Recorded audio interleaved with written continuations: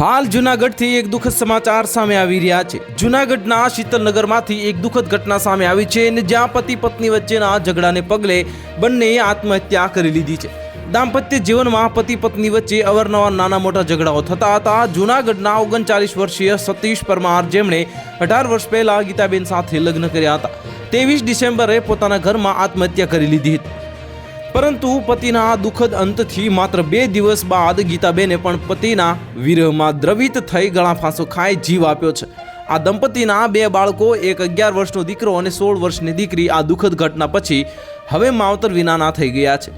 મૃતક મહિલાના ભાઈ જિગ્નેશ રાઠોડે જણાવ્યું છે કે મારા બનેવીએ ગત 23 ડિસેમ્બરના નાની અમથી બાબતમાં આત્મહત્યા કરી લીધી હતી, જેના 2 દિવસ પછી મારા બેને પણ મારા બનેવીના વિરહમાં ગળા ફાંસો ખાઈ આત્મહત્યા કરી લીધી હતી।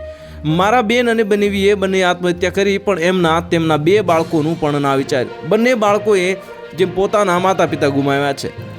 સતીશના ભાઈ કેતન પરમારે આ ઘટનાઓ પર દુઃખ વ્યક્ત કરતા જણાવ્યું છે કે આજે મારા ભાઈ ભાભીની સગાઈની તારીખ હતી, જે તેમણે અંતિમ દિવસ તરીકે પસંદ કરી।